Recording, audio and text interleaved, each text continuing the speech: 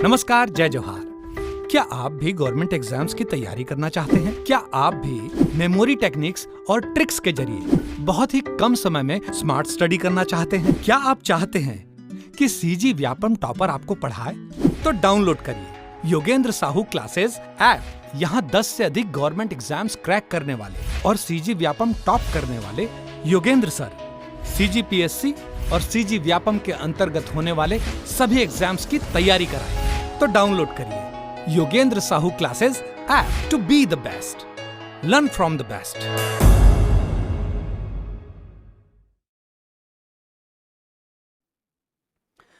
नमस्कार दोस्तों, स्वागत है आपका योगेंद्र साहू ऑनलाइन क्लासेस में। और काफ़ी बच्चे सहकारिता विभाग में जो सहकारिता अधिनियम और बैंकिंग संबंधी अधिनियम है उसके लिए चिंतित थे, लेकिन उसके प्रॉब्लम को दूर करने का प्रयास किया जा रहा है योगेंद्र साहू क्लासेस द्वारा। और इसी क्रम में हम पढ़ना स्टार्ट किए थे जो सहकारिता वाला अलग से पार्ट था 25 और 30 मार्क्स का। 25 और 30 मार्क्स का उसमें मैंने बोला था एक तो कोऑपरेटिव से रिलेटेड एक्ट था कोऑपरेटिव, और पूरा का पूरा उसी के अंदर का विषय वस्तु था 1960 वाला, और एक बैंकिंग रेगुलेशन था, बैंकिंग रेगुलेशन एक्ट 1949। अब ये जो मैं टॉपिक पढ़ा रहा हूँ एप्लीकेशन वाले ध्यान से सुन लें, क्योंकि यूट्यूब में मैं एडिट करके डाल दिया था। एक बात बताना भूल गया था। अभी देखो, बाद में सिलेबस अगर आप देखोगे बैंकिंग रेगुलेशन एक्ट, इससे रिलेटेड जो पार्ट 5 है वो पूरा पूछा है, क्योंकि पार्ट 5 जो सहकारिता से संबंधित है। पूरा बैंकिंग रेगुलेशन एक्ट आपको नहीं पढ़ना है, ये वाला पूरा पढ़ना है, लेकिन ये एक्ट आपको पूरा नहीं पढ़ना है, सिर्फ पार्ट 5 पढ़ना है। जो सिलेबस है उसकी बात कर रहा हूं मैं, पूरे 407 पद के लिए, 398 के लिए भी और 9 के लिए भी। लेकिन ये रेगुलेशन एक्ट 5 दिया है, उससे संबंधित कुछ और चीजें हैं। फिर नाबार्ड है, फिर आपका केवाईसी वाला पूरा है, नो योर कस्टमर पॉलिसी, ठीक, एंटी मनी लॉन्ड्रिंग, ये सब टॉपिक है। एंटी मनी लॉन्ड्रिंग वाला टॉपिक आज या कल रिकॉर्ड होकर आपको मिल जाएगा, कल तक हो जाएगा। तामेश सर पढ़ाएंगे, कुछ मैं पढ़ा रहा हूँ, कुछ तामेश सर पढ़ाएंगे। और ऐसा इसलिए एक टीचर इसलिए नहीं पढ़ा रहा है क्योंकि मैं चाहता हूँ कि जल्दी से जल्दी हो सके 8-10 दिन 12 दिन में ही पूरा कोर्स खत्म करा दिया जाए, ताकि आपको आराम से पढ़ने और रिवीजन दोनों करने का समय मिल जाए। अब एक बात, जो मैं ये लास्ट टॉपिक कराया trading and profit and loss account का, वो हम एक जनरल सेंस में कर रहे हैं, क्योंकि इसके आगे जो सिलेबस दिया था ना, वो लाभ हानि खाता तो दे दिया था, लाभ हानि खाता आपका दिया हुआ है, लाभ हानि खाता, और साथ में क्या दिया हुआ है, बैलेंस शीट भी दिया हुआ है। लेकिन कहीं भी ये मेंशन नहीं किया कि लाभ हानि खाता और बैलेंस शीट जो है वो नॉर्मल जैसे हम लोग सोल प्रोप्राइटरशिप के लिए बनाते हैं, वो मतलब अगर सोल प्रोप्राइटरशिप अभी नहीं समझ आ रहा है, अकाउंट्स वाले बच्चे नहीं हो, ठीक है, मतलब एक trading P and account balance sheet अलग कंपनी के लिए होता है, समझ लीजिए। और सहकारिता संबंधी भी एक अलग उसका फॉर्मेट है, सहकारिता संबंधी भी ना एक अलग फॉर्मेट है, ठीक है। तो मैं दोनों चीज को कवर कराऊंगा, शुरुआत आपका बेस मजबूत करने के लिए ये, और उसके बाद हम वो भी पढ़ लेंगे, कोई कमी नहीं छोड़ेंगे कि भैया किसी प्रकार से मार्क्स पूछ जाए। और मैं दोनों इसलिए पढ़ा दे रहा हूँ, अभी हाल फिलहाल में लेबर इंस्पेक्टर का पेपर हुआ, सिलेबस में उसने अधिनियम पूछा, लेकिन अधिनियम से क्वेश्चन नहीं पूछे, अधिनियम ना करके वो रूल से क्वेश्चन पूछ दिया, और दोनों अलग अलग चीज होते हैं, ठीक है। तो ऐसे गेम खेल देगा व्यापम, तो आप कुछ आपत्ति भी नहीं कर सकते। अभी लाभ हानि खाता दे दिया, लेकिन किससे लाभ हानि खाता वो आपको समझना जरूरी है। तो मैं दोनों चीज कवर करा दूंगा, कोई चिंता करने की जरूरत नहीं है, ठीक है। कुछ डाउट्स ले लेता हूं मैं, ताकि बच्चों को ये लगे कि भैया डाउट्स क्लियर हो रहे हैं ना, ऐसा नहीं कि कोई रिप्लाई नहीं दे रहा है। और मैं कोशिश करता हूं, देखो आमतौर पे कोई किसी के सब्सक्राइबर 10-20 हज़ार भी हो जाते हैं ना, तो काफी ज्यादा बिजी रहते हैं, नो डाउट, बहुत ज्यादा बिजी शेड्यूल हो जाता है, लेकिन मैं कोशिश करता हूं कि अभी मेरे सब्सक्राइबर 78,000 हैं, उसके बावजूद मेरा प्रयास ये रहता है 78,000 होने के बावजूद भी, कि मैं जो भी समय, भले मैं अपने दोस्त से बात नहीं करूंगा, भले मैं बाहर घूमने नहीं जाऊंगा, लेकिन ये मोबाइल में हमेशा मैं यूट्यूब स्टूडियो ओपन किए रहता हूं और कमेंट सेक्शन को रिप्लाई देते चलता हूं, ठीक है। तो चलिए, आप चिंता मत करना, जो मैं पढ़ा रहा हूँ वो पढ़ना, और कुछ बच्चों के डाउट्स ले रहा हूँ, फिर वापस हम लोग स्टार्ट करते हैं, बस 2 मिनट लगेगा। एक आरती कश्यप, छत्तीसगढ़ सहकारिता विभाग को जो लाभ हानि खाता लास्ट क्लास दिया था, उसमें आरती कश्यप जी पूछ रही हैं, सर जी कुछ समझ नहीं आ रहा है, एमसीक्यू भी बता दीजिए, सब ऊपर से जा रहा है। नॉन कॉमर्स बैकग्राउंड के होंगे आप, और फिर भी मैं इतने अच्छे ढंग से समझाया था, अगर आप कहीं देखोगे ना, कोई सीए वाले कोर्स में भी चले गए तो उसके बारे में एक डिटेल नहीं बताएगा, फ्राइड क्या होता है, ऑक्ट्राई क्या होता है, ये सारी चीज़ें, लेकिन मैं तो आपको एकदम बेसिक से समझा रहा हूँ, उसको 2 बार देख लीजिए। कभी आप अंग्रेजी नहीं पढ़े होंगे, इंग्लिश नहीं पढ़े होंगे, और अब पहली बार में सोचेंगे कि समझ आ जाए, थोड़ा सा मुश्किल है। तो ये भी जो पार्ट है ना, आप पहली बार पढ़ रहे हो, कॉमर्स बैकग्राउंड के नहीं होंगे, जबकि ये कॉमर्स वाला है, तो ये आपको थोड़ा दिक्कत आ रहा होगा, लेकिन इसको 2-3 बार पढ़ेंगे तो एकदम बेसिक क्लियर हो जाएगा। और जब इससे प्रैक्टिकल करेंगे, एमसीक्यू करेंगे तो और क्लियर हो जाएगा। चिंता क्यों करते हैं, एमसीक्यू मैं कराऊंगा, ठीक है, लेकिन स्टेप बाय स्टेप करेंगे ना। पहले थ्योरी तो पढ़ लीजिए, फिर एमसीक्यू आएंगे। डायरेक्ट एमसीक्यू कराऊंगा तो फिर बोलोगे कि आप सर पहले थ्योरी करा दीजिए, ठीक है।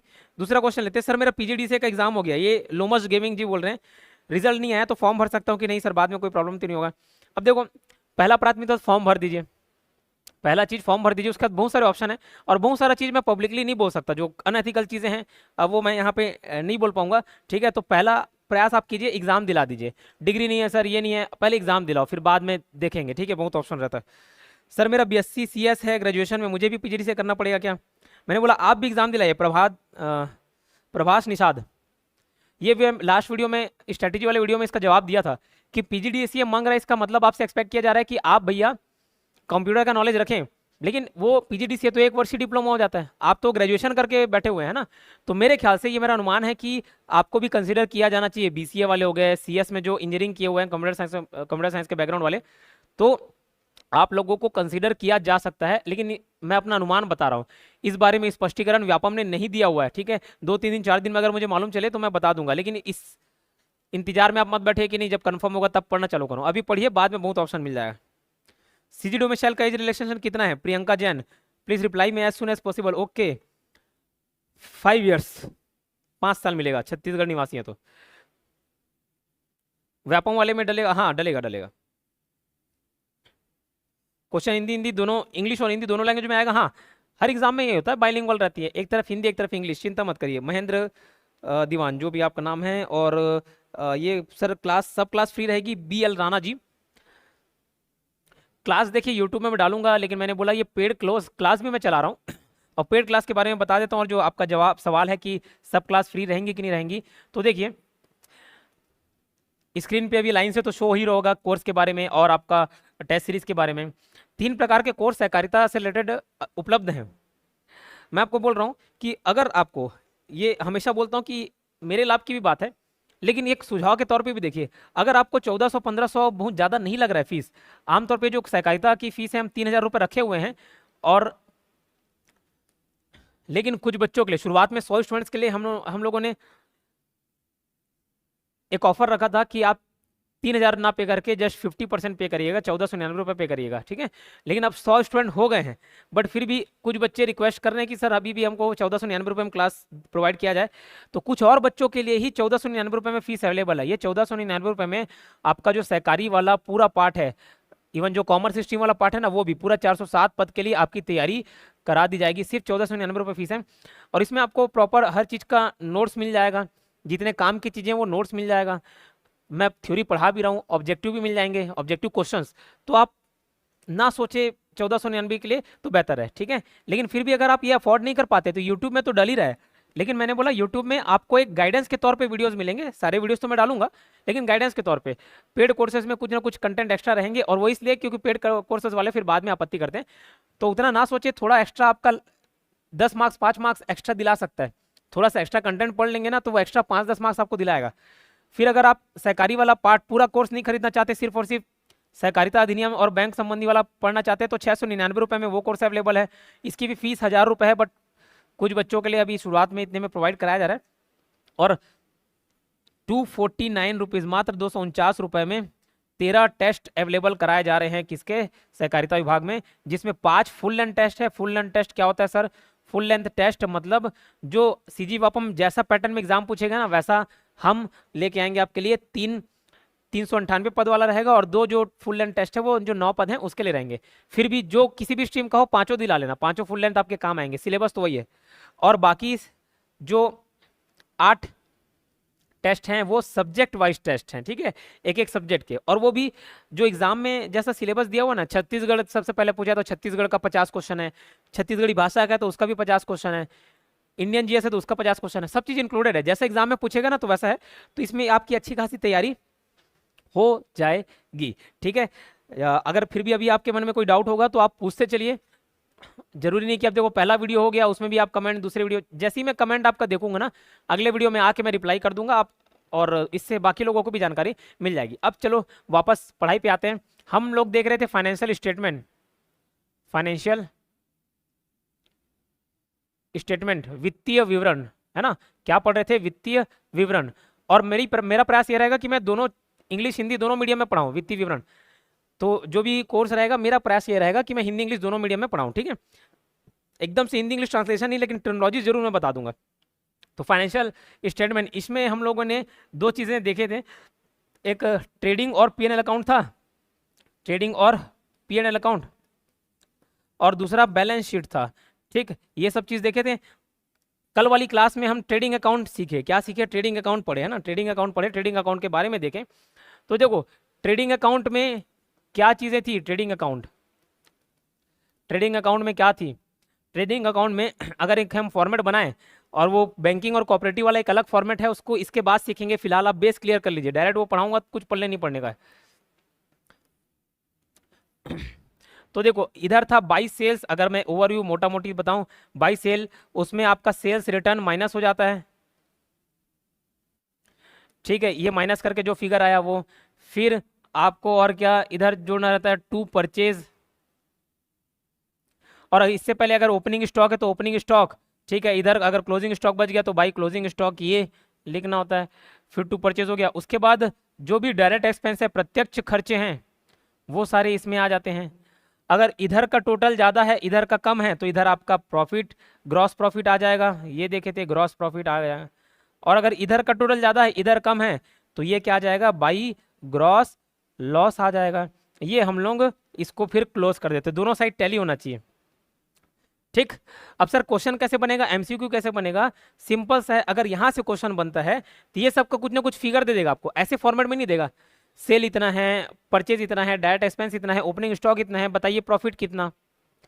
तो आप जब ये फॉर्मेट जानोगे तो निकाल लोगे। और चिंता क्यों करते हो, एक ही बार में आप सोचोगे कि मैं ये भी कर लूँ, ये भी कर लूँ, ये भी कर लूँ, कुछ नहीं होता, धैर्य रखा कीजिए, ठीक है। तो अभी फिलहाल थ्योरी पढ़ रहे, बेस जमा रहा हूँ, आगे चल के लास्ट तक वीडियो तो देखिएगा, आपका पूरा कंसेप्ट क्लियर नहीं हो जाएगा तो बताना, ठीक है, मैं पढ़ाना छोड़ दूंगा अगर आपका कंसेप्ट क्लियर नहीं होगा तो, ठीक।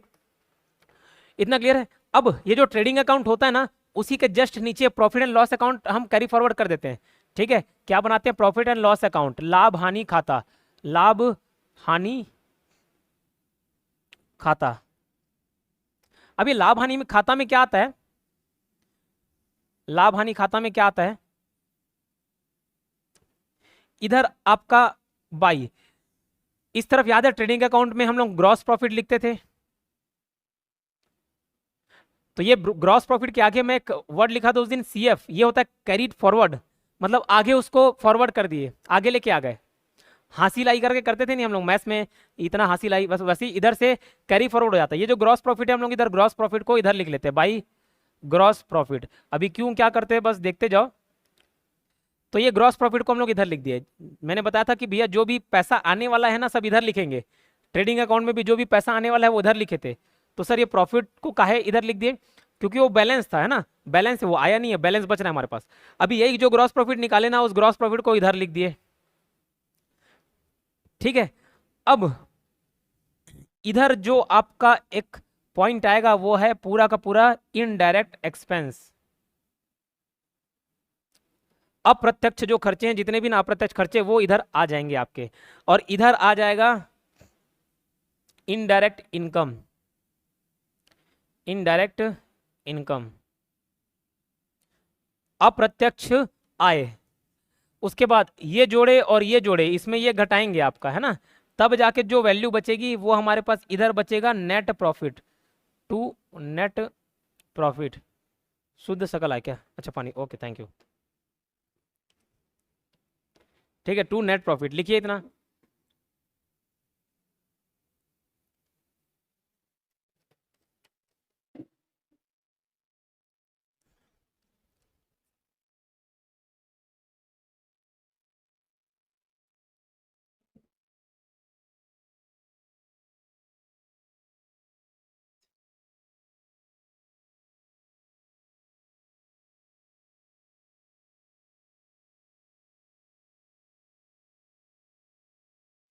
ठीक, अब सर ये क्या था उसको एक्सप्लेन भी कर देते, तो मैं एक्सप्लेन भी कर देता हूँ।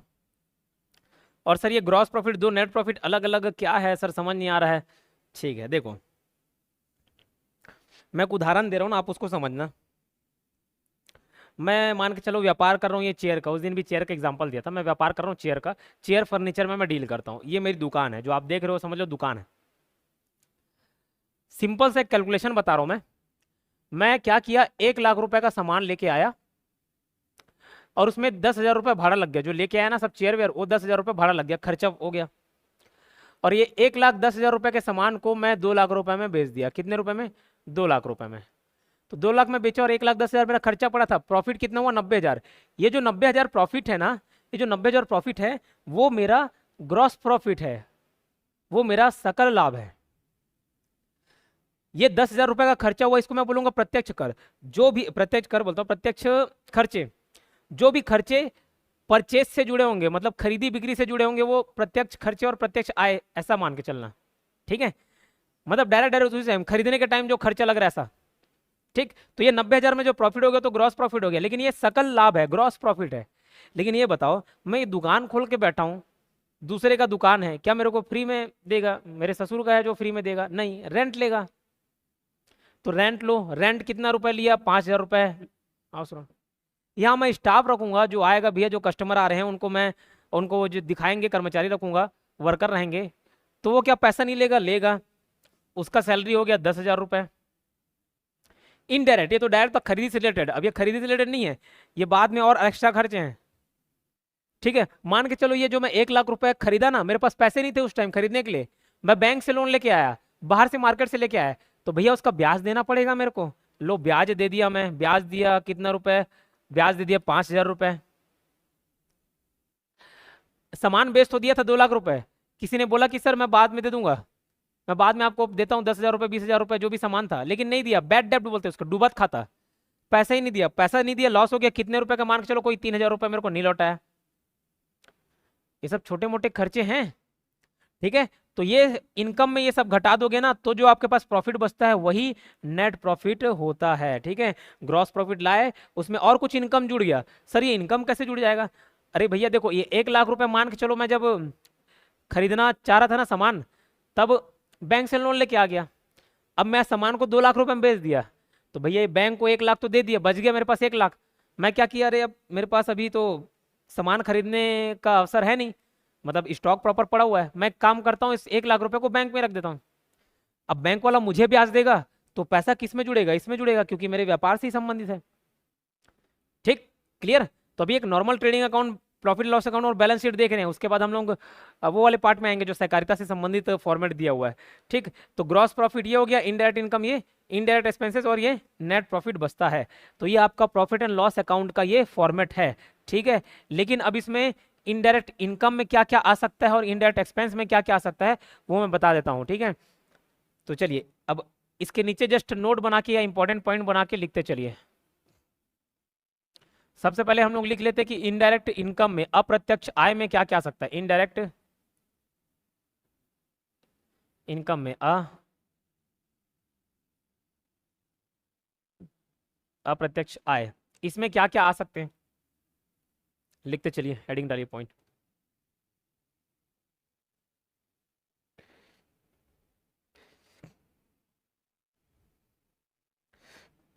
पॉइंट लिखते चलना, ठीक है।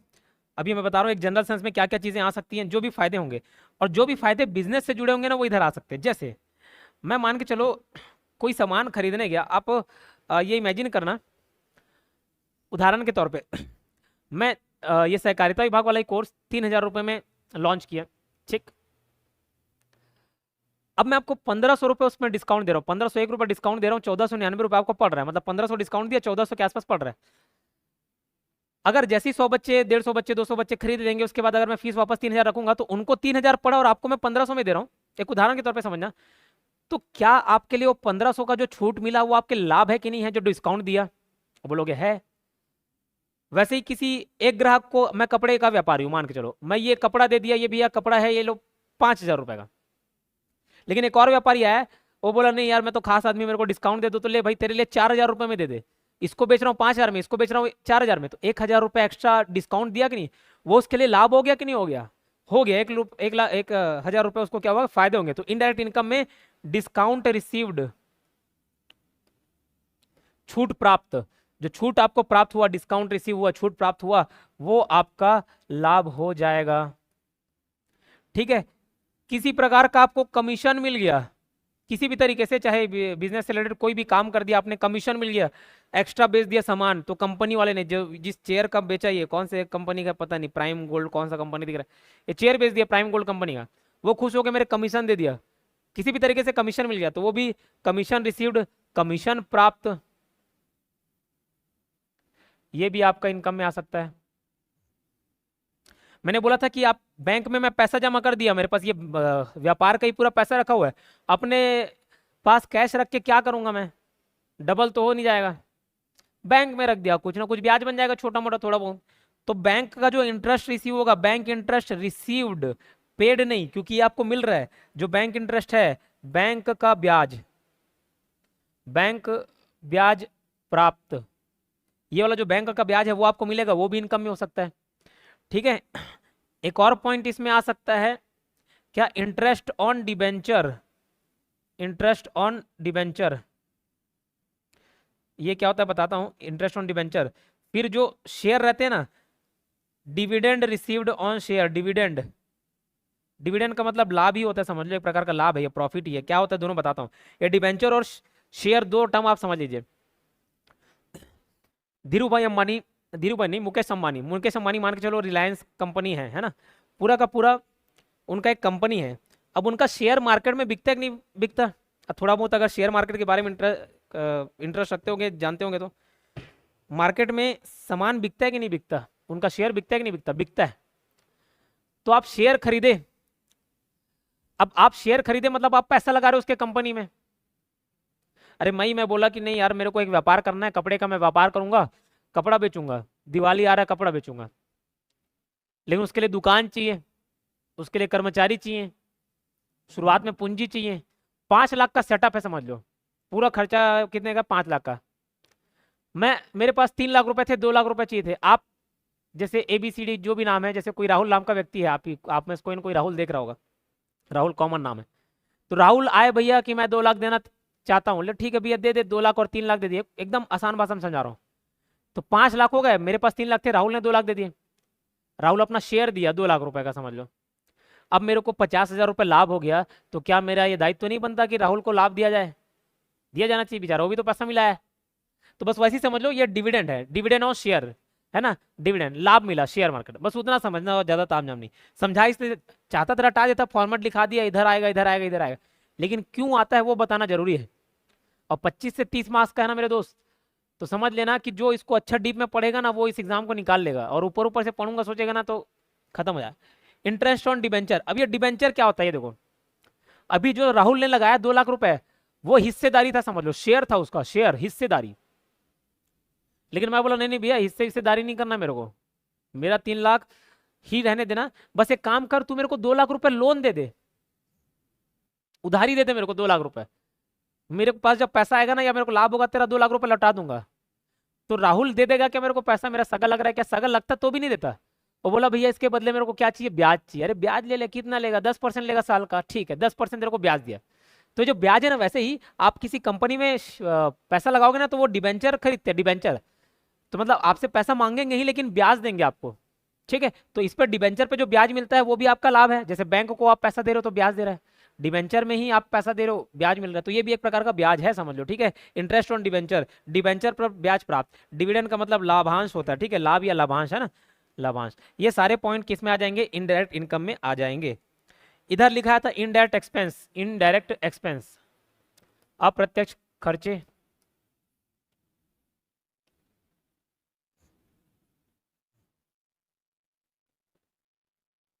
चिंता मत करना ना, जितना पढ़ा रहा हूँ पढ़ना। अब देखो भी इतना भी पढ़ने के लिए और इतना सब्र नहीं रख सकते तो फिर एग्जाम नहीं दिला, वही बेहतर है, क्योंकि इसके क्लासेस लंबे लंबे जाने वाली, और मैं वो शायद शॉर्ट में निपटाने टाइप का पढ़ाने में मजा नहीं आता मेरे को, ऊपर ऊपर पढ़ा दिया ऐसा मजा नहीं आता। निकालो तो भैया एग्जाम, पढ़ो तो एग्जाम निकालने लायक पढ़ो, ऐसे थोड़ा बहुत ऊपर ऊपर से देखने क्या मतलब। अभी आधा घंटा लेक्चर हम बेस बनाने में लग गए, ये आधा घंटा लेक्चर और रहेगा, तब जाके जो हम अनुमान लगा रहे कि ये बैलेंस शीट और प्रॉफिट एंड लॉस वाला सहकारिता से रिलेटेड भी पूछ सकता है, और उसी से पूछेगा ऐसा मेरे को लगता है, लेकिन ये हो सकता है इससे भी पूछे, दोनों चीज बता रहा हूँ। एक ही टॉपिक कवर करने में आपको शायद 2 घंटे लग जाए, कुछ टॉपिक बहुत छोटे भी होंगे, जो तामे सर अभी एंटी मनी लॉन्ड्रिंग है और केवाईसी है, 2 टॉपिक को आधे घंटे में आप खत्म करा देंगे, आधे घंटे में। और हम लोग इसीलिए कर रहे हैं क्योंकि आप तक वीडियो जल्दी से जल्दी पहुंच पाए, आपको इधर उधर देखने की जरूरत नहीं पड़ी और कोई चैनल की जरूरत नहीं पड़ेगी आपको दूसरे जगह देखने की, ठीक है। चलो इनडायरेक्ट एक्सपेंसेस में क्या क्या आएंगे, तो इनडायरेक्ट एक्सपेंसेस में सबसे पहले, अभी तो आप भैया बैंक इंटरेस्ट ले रहे थे, अब इधर बैंक इंटरेस्ट पे करोगे, बैंक का ब्याज अभी प्राप्त था उस वाले इनकम वाले में, इसमें बैंक का ब्याज जो दे ही होगे आप, ठीक है, दोगे, बैंक का ब्याज जो दोगे, ठीक है, इतना नोट करिए, बैंक इंटरेस्ट, ठीक। दूसरा, आपके ऑफिस में स्टाफ रहेंगे, स्टाफ को क्या पे करोगे आप, सैलरी पे करोगे, ठीक है। तो सैलरीज जो पे करोगे वो आपको, सैलरी जो पे करोगे वो भी आपके लिए खर्चे हैं। रेंट दोगे, रेंट, ये सैलरी मतलब हिंदी में सैलरी हो गया, वेतन बोल लो, रेंट मतलब किराया बोल लो, ये वेतन और ये किराया। लेकिन आमतौर पे हिंदी मीडियम वाले भी ना इसको, जो कॉमर्स वाला बैकग्राउंड है ना, ऐसे ही लिखते हैं, बैंक इंटरेस्ट, और ये हिंदी में लिखते हैं, ज़्यादा शुद्ध हिंदी हो जाता है, तो इंग्लिश में लिखते हैं, लेकिन फिर भी मैं हिंदी टर्मिनोलॉजी बताता चल रहा हूँ। रेंट मतलब आपका क्या हो गया, किराया, अरे ऑफिस किराया दोगे जिस ऑफिस में काम कर रहे हो, दूसरे किराया नहीं, सारे खर्चे अपने व्यापार से जुड़े होने चाहिए। जैसे दोस्त यार लोग जाते हैं तो बराबर बराबर बांटते हैं, ठीक है, लेकिन कोई लड़का है और साथ में लड़की आ गई, तो वो कुछ खर्चा किया, अरे मैं दे रहा हूँ ना, मैं दे रहा हूँ, आप चिंता काहे करती है, मैं हूँ ना, मेरे रहते आप काहे अपना पैसा निकाल रही है, ऐसा दे दिए, तो भैया वो दूसरे का पैसा दे दिए, वो इधर नहीं जुड़ेगा। वैसे ही मेरा ऑफिस है लेकिन मैं दूसरे ग्रांट पटा दिया, वो नहीं जुड़ेगा, व्यापार से संबंधित ही जुड़ना चाहिए, ठीक है। तो सारे ये खर्चे जो है ना अपने व्यापार से संबंधित होने चाहिए, अपने व्यापार से, ठीक है। रेंट हो गया, फिर आपका हो गया अगर प्रिंटिंग एंड स्टेशनरी, कोई आपका प्रिंटिंग और स्टेशनरी का खर्चा है, कॉपी पेन किताब थोड़ा बहुत जो भी खर्चा है, मैं सारे नाम ले दे रहा हूँ ताकि किसी प्रकार का नया वर्ड एग्जाम में दिखे ना तो आपको समझ आ जाना चाहिए, ठीक है। अब देखो, जैसे आपको डिस्काउंट मिला था तो आपके लिए इनकम था, मैं समझाया अभी, लेकिन किसी को डिस्काउंट दे दिया आप तो आपके लिए लॉस है। फिर से वही उदाहरण दूंगा, 3,000 में मुझे लगता है कि आप 3,000 में भी खरीद लेते, जितने में मुझे बच्चे चाहिए ना, मतलब मेरा ये टारगेट था कि 200 250 300 बच्चे तक मेरे पास रहें, मैं उनको पढ़ा लूंगा, उन पर फोकस कर लूंगा, जैसे ये डाउट ले रहा हूँ ना, तो जितने डाउट्स मैं ले लूंगा उनको मैनेज कर लूंगा। तो मेरे पास 300 बच्चे हैं, अब मैं 10 रुपये भी रख दूँ कोर्स का तो 300 तो मिल ही जाएंगे, और 3,000 भी रखूंगा तो 300 मिल जाते हैं मेरे को, ठीक है, आराम से मिल जाएंगे 3। लेकिन मैं शुरुआत के 100 बच्चों को डिस्काउंट दे दिया 3,000 का 1,500 में, तो जो एक एक बच्चे के पीछे 1,500 जो डिस्काउंट दिया, क्या मेरे लिए वो लॉस है? हाँ है। आपको 1,500 मिल गया तो आपके लिए प्रॉफिट है, मेरे को देना पड़ा तो मेरे लिए लॉस है। तो जो डिस्काउंट अलाउ है ना, जो डिस्काउंट दिया गया, बट्टा बोलते हैं डिस्काउंट को, क्या बोलते हैं, बट्टा, डिस्काउंट अलाउड, जो बट्टा दिया गया वो भी इसमें आ जाता है इनडायरेक्ट एक्सपेंस में, ठीक, इसको भी लिखिए।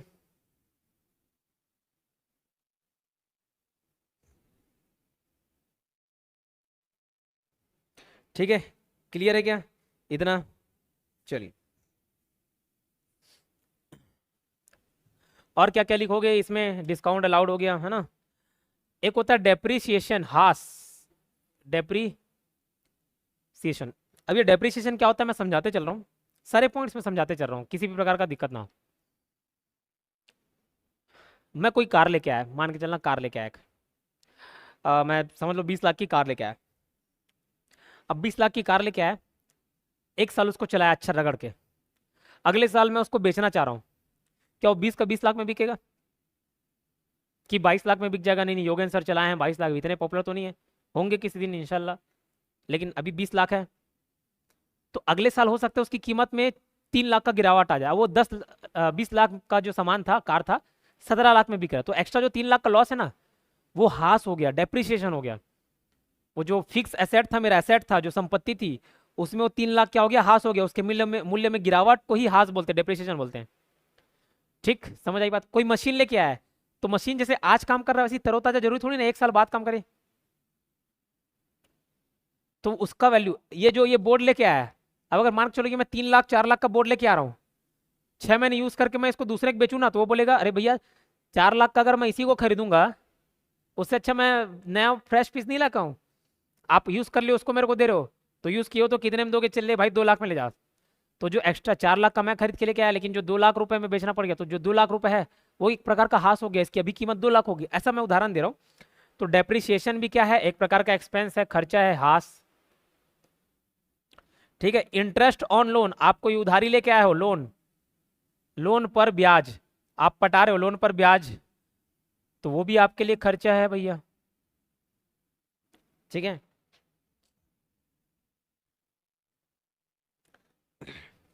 इतना क्लियर हो गया, डेप्रिसिएशन और इंटरेस्ट लोन।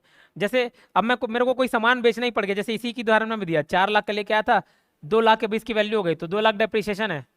अब अगर मैं इसको बेच दूं, मान के चलो कोई सामान है मैं बेच दिया कि यार ये वाला सामान मेरे पास मेरे काम नहीं आ रहा है, मेरे पास रहेगा कोई मतलब नहीं है, एक काम करो 1 लाख का लेके आया था, 80,000 में तुम रख लो, तो इस ट्रांजेक्शन में मेरे को 20,000 का लॉस हुआ कि नहीं हुआ, हुआ।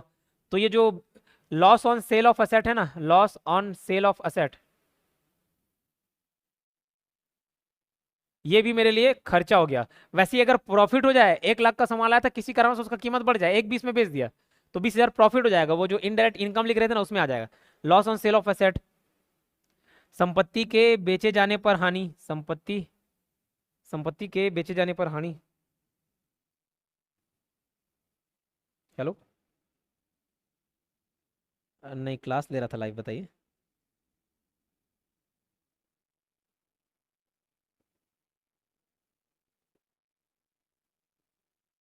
मुझे डाल दीजिए मेरा नाम, ठीक है, एज 28।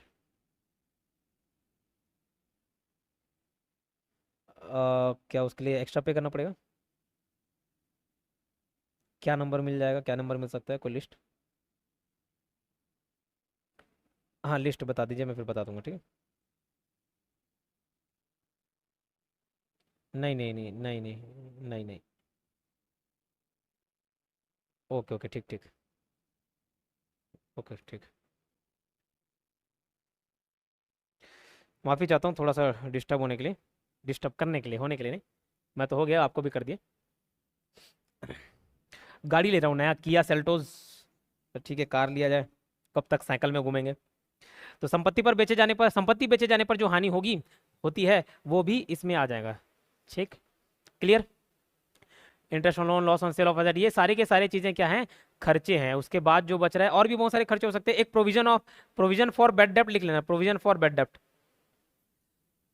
इतने सारे टर्म्स क्यों लिखा दिया पता है, डायरेक्ट इनडायरेक्ट एक्सपेंस, लेकिन इनडायरेक्ट एक्सपेंस करके नहीं देगा, ये सब टर्म लिख देगा, तो आपको समझना चाहिए। इसके अलावा कुछ और ऐसे पॉइंट है तो आपको बुद्धि लगाना पड़ेगा कि ये खर्चा है कि नहीं है। ठीक है, खर्चा है कि आय है, वो वहां पे समझ आ जाएगा आपको। प्रोविजन फॉर बैड डेप्ट, ये क्या होता है, डूबत जो खाते रहते हैं ना, मेरे को मालूम है कि भैया मैं कोई सामान बेचता हूँ ना, 1 लाख का सामान देता हूँ, 1 लाख रुपए का सामान बेचा, कई लोग ऐसे होंगे कि तुरंत पे कर देंगे, ज्यादातर उधारी में बिक रहा है। मेरे को मालूम है यार, हर बार ना 5,000 का लॉस हो जाता है, 5,000 कोई नहीं देता, अब उसके लिए क्या उसके मार डालूं उसको जान से, नहीं। जैसे मैं ऑफलाइन क्लासेस चलाता हूँ, ऑफलाइन क्लास में कुछ बच्चे फीस देते, कुछ नहीं देते, स्ट्रिक्ट पॉलिसी रहती है कि भैया शुरुआत में एडवांस देना होता है आपको, लेकिन कुछ बच्चे देते ही नहीं, तो क्या उसको जान से मार दूं, क्या उसके पीछे पड़ जाऊं? 5,000 रुपये लेना है उसके लिए, क्या 50,000 का खर्चा कर दूं? तो ऐसा नहीं है, हमेशा हर फील्ड में ना बैड डेप्ट होता ही है, डूबता ही है पैसा। तो मेरे को मालूम है कि भैया अलग से जब ये पैसा डूबने वाला है, तो मैं क्या कर लूंगा, एक प्रोविजन बना के रख लूंगा कि यार मेरा 5,000 रुपये डूबने वाला है, मैं 5,000 रुपये अपना अलग से रख दिया, ये मान के चल लिया कि ये हानि होना है, वो हानि ही है सर। अगर नहीं हुआ तो नहीं हुआ ना, तो उसको एडजस्ट कर देते, वापस जोड़ देते, फिलहाल ही समझना है ना, प्रोविजन फॉर बैड डेप्ट। तो प्रोविजन फॉर बैड डेप्ट, इसको हिंदी में भी प्रोविजन फॉर बैड डेप्ट लिख लेना, बैड डेप्ट के लिए मतलब डूबत खाते के लिए प्रोविजन। ठीक, क्लियर। तो ये सारी चीजें किस में आती हैं, इनडायरेक्ट एक्सपेंस में आती हैं। ठीक, क्लियर। मैं बता रहा हूँ, जो मेरे वीडियोस देख रहे होंगे, पुराने भी जो वीडियोस देखे होंगे महिला पर्यवेक्षक से, सारे मैं अधिनियम, सारे पार्ट जो एक्स्ट्रा होता है ना, वो अच्छे से कवर कराता हूँ। आप बस धैर्य रखना दोस्त। कोई एक जन पूछ रहा था ना कि सर इतना काफ़ी है क्या? काफ़ी है, मैं जो पढ़ा रहा हूँ काफ़ी रहेगा। एप्लीकेशन वाले जो देख रहे हो ना बेटा, काफ़ी है। और थ्योरी एमसीक्यू के लिए, सब चीज़ के लिए थोड़ा सा इंतजार बस करना, इधर उधर झांकने की जरूरत नहीं है। मैं जो पढ़ाऊंगा काफ़ी रहेगा, बस आपको एक ही चीज़ रखना है, धैर्य। और दूसरे किसी कोचिंग इंस्टीट्यूट से तो जल्दी कवर करा दूंगा। 4 लोग भिड़े रहते हैं इसी नोट जुगाड़ करने, क्योंकि हर पार्ट नया है, मेरे लिए भी नया है। सहकारिता अधिनियम में क्या मैं पहले पढ़ाऊंगा? नहीं पढ़ाऊंगा, लेकिन आप लोगों के लिए फिर दिन रात उसी को देखना पड़ता है। मेरा अगर शेड्यूल देखोगे तो 8 से 11 ऑफलाइन क्लासेस, 5 से 8 ऑफलाइन क्लास इवनिंग का, उसके बाद ये रिकॉर्ड कर रहा हूँ, फिर नया पार्ट हो जाता है, नोट्स ढूंढो, इधर उधर से इंग्लिश हिंदी दोनों मिक्स करो, क्योंकि मैं चाहता हूँ दोनों बच्चे को बराबर समझ आए, बहुत मेहनत लगता है। ठीक, चलो, तो ये ध्यान रखना है। ये आपका प्रॉफिट एंड लॉस वाला भी खत्म हो गया। अब हेडिंग डालना बैलेंस शीट। क्या हेडिंग डालोगे? Balance sheet. Balance sheet. अच्छा, एक चीज और बता रहा हूं मैं। अगर आप टेस्ट सीरीज खरीदना चाहते हैं 249 रुपीज में, टेस्ट सीरीज तो खरीद सकते हो। 249 रुपीज का टेस्ट सीरीज आप परचेस कर लीजिए, फुल लेंथ उसमें मिलेंगे ही। साथ ही साथ टॉपिक वाइज टेस्ट भी मैं कोशिश करूंगा हर एक टॉपिक का 8 से 10 क्वेश्चन कम से कम वहां से निकाल के दूं, या जिसका ज्यादा बनेगा ज्यादा। ये पूरा फ्री रहेगा। ये तो मैं 249 पूरा सब्जेक्ट वाइज और फुल लेंथ के लिए ले रहा हूँ, चार्ज कर रहा हूँ। लेकिन सपोज जैसे सहकारिता अधिनियम है, उससे रिलेटेड टेस्ट है, तो एप्लीकेशन वाले को तो मिलेगा ही मिलेगा। यूट्यूब वाले भी आप एप्लीकेशन डाउनलोड करिएगा। उस कोर्स में आप कोर्स नहीं भी खरीदें कोई दिक्कत नहीं। जो सहकारिता विभाग वाला कोर्स है ना 1499 का, वहां जाइएगा, उस फोल्डर में आपको टेस्ट मिल जाएगा। मैं ओपन कर दूंगा, सबके लिए फ्री रख दूंगा, ठीक है। तो जाके 8-10 क्वेश्चन एक एक टॉपिक से मिलेगा ना, वो इंपॉर्टेंट रहेगा आपके लिए, ठीक। तो जैसे जैसे बनेगा वैसे हो सकता है आप आज ही डाउनलोड कर लें और आपको आज नहीं दिखाई देगा, फिर आप बोलोगे सर टेस्ट तो मिला नहीं। तो रेडी होते जाएगा, डलते जाएगा, ठीक है। जैसे ही आज रेडी हो गया तो आज डाल दूंगा, नहीं तो एक हफ्ते बाद जैसे भी जब टाइम मिलेगा तब डल जाएगा। तो आप उसको एप्लीकेशन डाउनलोड करके टेस्ट दिलाइए। और मैं बोल रहा कि 1499 में कोर्स अवेलेबल है, चाहे तो आप वो पूरा का पूरा कोर्स ले लीजिएगा। उसमें टॉपिक वाइज टेस्ट भी डालते जाएंगे, जितना होगा 4, 5, 10, 20, 50 जितना हो सके संभव टॉपिक वाइज टेस्ट भी मिलेंगे, ठीक है। और आपका नोट्स भी मिल जाएगा, आपको ज़्यादा मेहनत करने की आवश्यकता नहीं है। हेडिंग डालना बैलेंस शीट। क्या डालोगे? Heading balance sheet. हिंदी में भी उसको बैलेंस शीट लिखते हैं। क्या लिखते हैं? Balance sheet,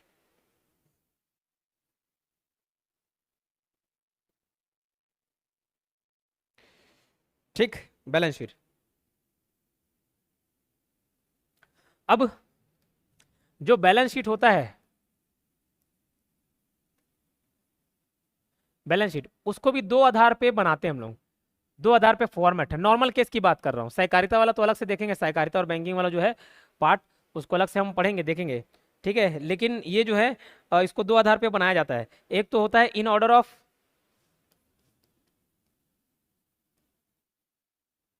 in order of liquidity.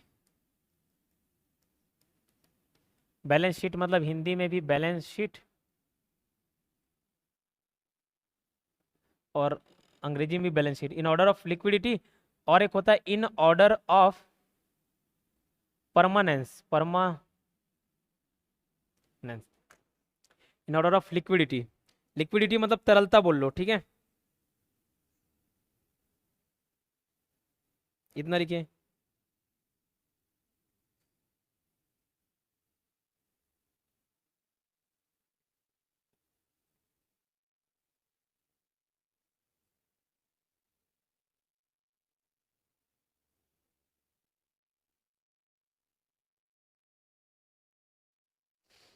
ठीक इन ऑर्डर ऑफ लिक्विडिटी और इन ऑर्डर ऑफ परमानेंस, ठीक। इसको तरलता भी बोल सकते हो, तरलता। या इसके लिए एक और अच्छा वर्ड होता है चल निधि। चल निधि, निधि को चलने बोल रहे समझ लो, चल निधि। चल निधि के आधार पर। और in order of permanence, permanence मतलब होता है स्थायित्व, स्थायित्व के आधार पर। सर क्या है, क्या बता रहे हो, नहीं समझ आया, बताएंगे अभी आगे देखेंगे। इन ऑर्डर ऑफ लिक्विडिटी और इन ऑर्डर ऑफ परमानेंस, ये 2 पॉइंट लिखिए, जल्दी लिखते भी चलिए।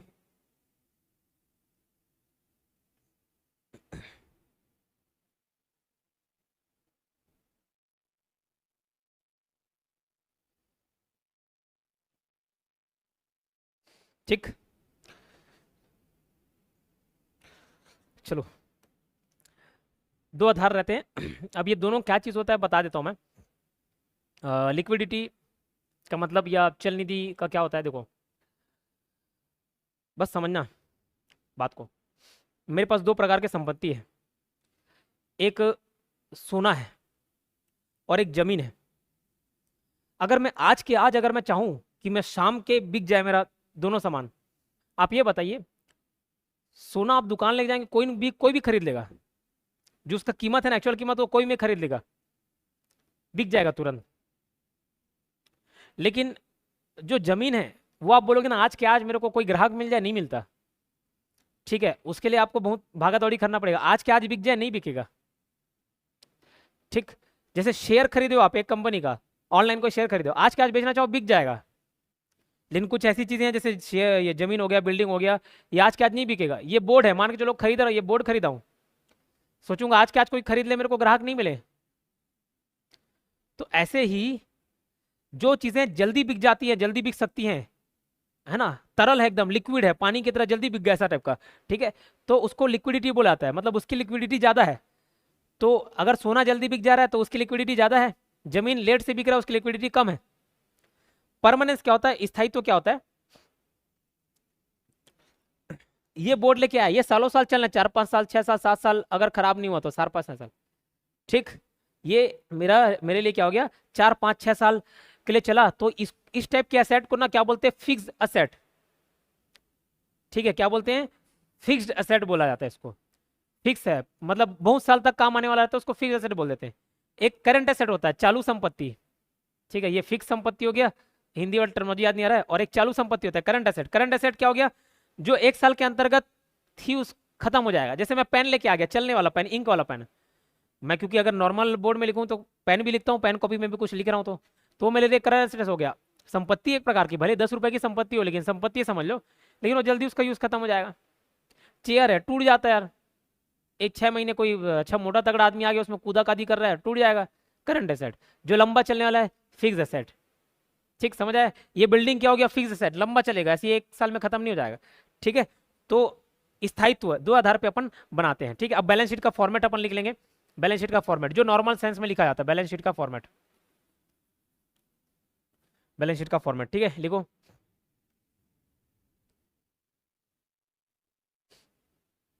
इधर निकला लाइबिलिटीज, लाइबिलिटीज, ठीक है, और इधर लिखेंगे आप एसेट्स, संपत्ति, और इधर देताएं, कल वही लिखा था ना, देताएं, लाइबिलिटीज मतलब देताएं या दायित्व। ये अमाउंट रहता है, अमाउंट, इसमें 2 बाई नहीं लिखते ना, इसमें डायरेक्ट ऐसे ही जो है उसको लिख देते हैं, ठीक है। तो ऐसे जो जल्दी लिक्विड है करंट एसेट, उसको पहले लिख ले, समझ ले करंट एसेट। एक मिनट गूगल में मैं देख लेता हूँ फिक्स्ड एसेट को हिंदी में क्या बोलते हैं, कुछ चीजें याद नहीं आती है।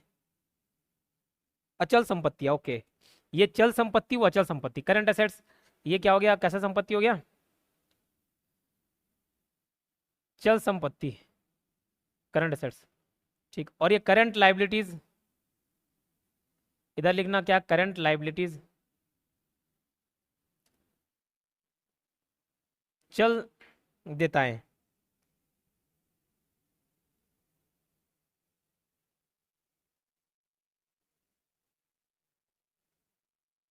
नहीं चल देता है ना, कि इस वर्तमान देनदारी, इसका हिंदी में मिल रहा है वर्तमान देनदारी, ये लिख लो, वर्तमान देनदारियां,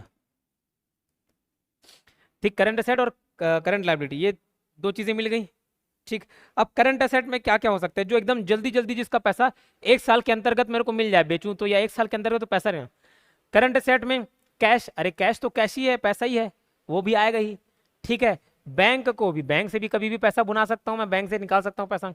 डेटर्स, डेटर्स जिनसे अपने को पैसा लेना है, ठीक है, एक होता है क्रेडिटर, एक होता है डेटर, एक होता है लेनदार, एक होता है देनदार।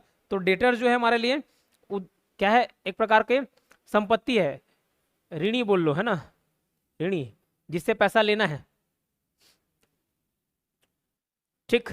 तो इससे भी मैं मान के चलूंगा कि भैया किसी को दिया हूं तो एक कुछ दिनों में ले लूं, कोई सामान बेचा और तुरंत को तुरंत मिल जाए, स्टॉक आ जाएगा, स्टॉक आपके लिए, क्योंकि स्टॉक जो लेके आते हैं ना, आमतौर पे जो व्यापार करना है मेरे को, जैसे मैं चेयर का व्यापार कर रहा हूँ, तो चेयर का व्यापार कर रहा हूँ, तो चेयर को लेके इसलिए आ रहा हूँ क्योंकि मैं ये एज्यूम कर रहा हूँ कि भैया इसको बेच दूंगा, तो 1 साल के अंतर्गत बिक जाएगा, सामान आता है, तो वो स्टॉक भी आपके करंट एसेट में आ जाएगा, ठीक है। वैसे ही जैसे डेटर्स जो हमारे ऋणी है ना, वैसे ही क्रेडिटर भी होते हैं, करंट लाइबिलिटी में क्रेडिटर्स,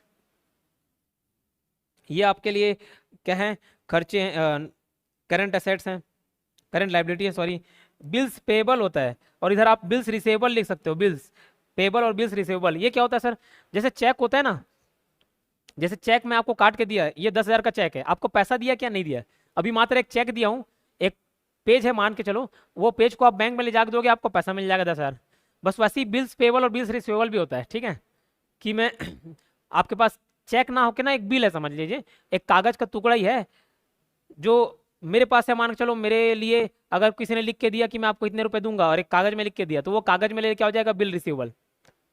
लेकिन मैं लिख के दे रहा हूँ कि मैं आपको पैसा दूंगा, तो मेरे लिए बिल्स पेबल हो गया। तो बिल्स पेबल जो पे करना है अपने को, जो लाइबिलिटीज है, जो देनदारियां हैं वो इधर, और इधर जो प्राप्ति होने वाला है, तो बिल्स रिसीवेबल इधर आ जाता है। तो ये आपका क्या हो गया, करंट लायबिलिटी और करंट एसेट का फॉर्मेट हो गया। ठीक है, आपके पास बैंक में पैसा है तो अच्छी बात है, इधर हो सकता है आप उधारी में चल रहे हो, बैंक ओवरड्राफ्ट है आपके पास, मतलब ओवरड्राफ्ट मतलब उधारी हो गया बैंक में ही, है ना। बैंक ओवरड्राफ्ट, ओवरड्राफ्ट मतलब थोड़े शॉर्ट बेसिस के लिए रहते हैं। ठीक, अब इसके बाद नॉन करंट लायबिलिटीज लिख लेना, नॉन करंट जो वर्तमान देनदारियां नहीं होती, नॉन करंट लायबिलिटीज। और ये नॉन करंट एसेट लिख लेना, नॉन करंट एसेट्स जो थोड़ा लंबा चलने वाला है। लंबा चलने वाले में देखो लो, ये नॉन करंट लायबिलिटी दायित्व में क्या क्या आएगा, ये देनदारियां में क्या आएंगी, बैंक लोन आ जाएगा, डिबेंचर आ जाएगा, डिबेंचर्स।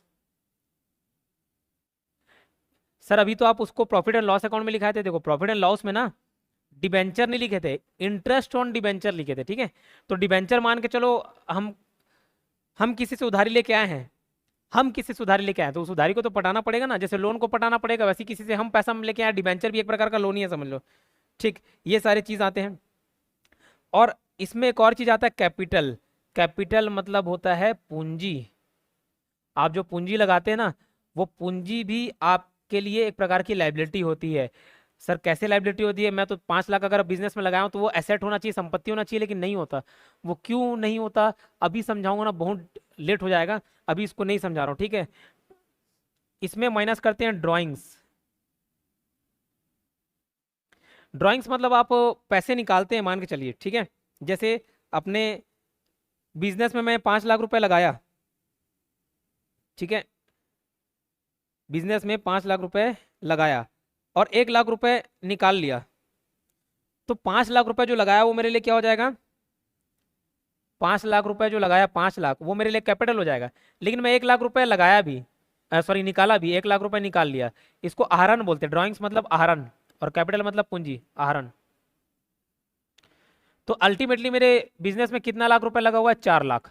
ठीक है, तो कैपिटल पूंजी और उसमें ड्राइंग माइनस करके इधर पूरा एक्चुअल फिगर लिखते हैं। फिर आपका नॉन करंट एसेट में क्या आ जाएगा, नॉन करंट एसेट में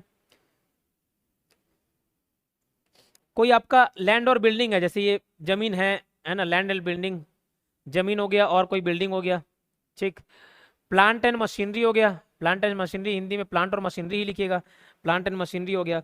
गुडविल हो गया, गुडविल और फर्नीचर, फर्नीचर में कुछ यूज कर रहा हूँ, ठीक है, कोई मशीन है, फर्नीचर है, ये सब नॉन करंट एसेट में आता है। गुडविल, गुडविल क्या चीज होता है उसको मैं समझाता हूँ आपको।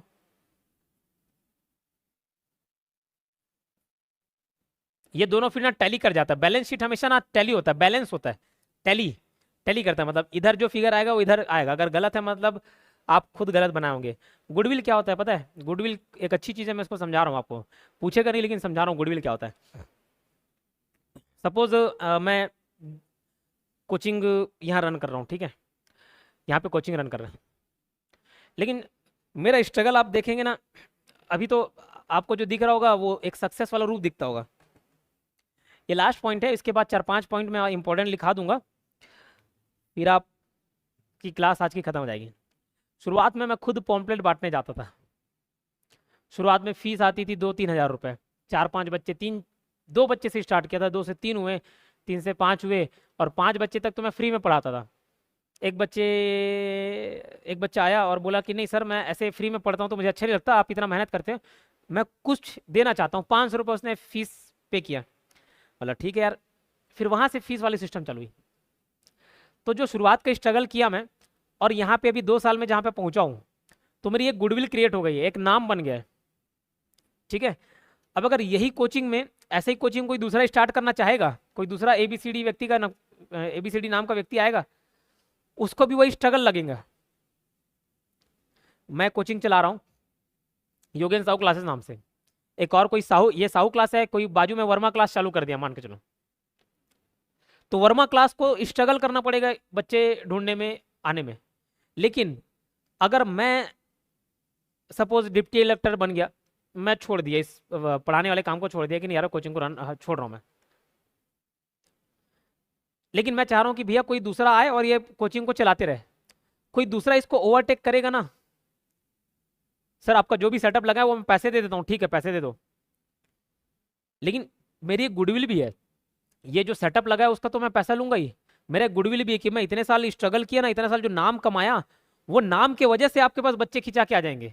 बच्चे हो सकते हैं योगेंद्र साहू को देखें, देखना चाहें, लेकिन योगेंद्र साहू क्लासेस का नाम चल गया तो यहाँ पे वो बच्चे आ जाएंगे। तो वो एक गुडविल है, पहचान की वजह से आप आने लग जाएंगे जो बच्चे हैं। तो वो गुडविल दिखाई नहीं देगा आपको, लेकिन उसकी भी पैसे की कीमत है, ठीक है, उसका भी कीमत है। गुडविल है, गुडविल मतलब पहचान समझ लो। वो गुडविल भी एक प्रकार की संपत्ति होती है, वो भी इधर आएगा। ठीक, ये आपका बैलेंस शीट खत्म। तो दो टॉपिक खत्म कर लिए, समझ लो, प्रॉफिट एंड लॉस, लाभ हानि, बैलेंस शीट। लेकिन ये जनरल प्रॉफिट एंड लॉस और जनरल बैलेंस शीट खत्म किए हैं, इस पे क्वेश्चंस आगे तो करेंगे ही। अभी हम क्या देखेंगे, सहकारी समिति और बैंकिंग वाला जो पार्ट है ना, उसको भी, उसके फॉर्मेट को भी एक बार दिखा दूंगा आपको, ताकि आप आराम से बना सके, कहीं से भी कुछ भी पूछे आप बना सके। ठीक है, कुछ इंपॉर्टेंट पॉइंट में लिखा था, उसको आप लिख लीजिएगा।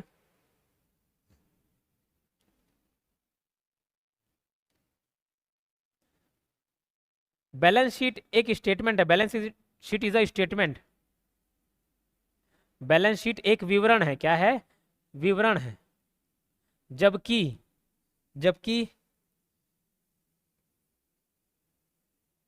जबकि ना लिख के ना ऐसे लिखना, बैलेंस शीट एक विवरण है, नॉट एन अकाउंट। कोई खाता नहीं है, विवरण है, ठीक है, कोई खाता नहीं है, क्या है, विवरण है। लास्ट में पूरा कंक्लूजन लिख देते हैं हम लोग बैलेंस शीट, मेरे पास इतना संपत्ति आ जाए, इतना संपत्ति आ जाए, इतने पैसे मेरे को लेने हैं, इतने पैसे मेरे को देने हैं। कोई खाता नहीं है, अलग अलग लोग का खाता खोल के नहीं बैठा। बैलेंस शीट एक पूरा का पूरा कंप्लीट क्या है, विवरण है, कोई खाता नहीं है, not an account. Balance sheet एक विवरण है, ना कि खाता।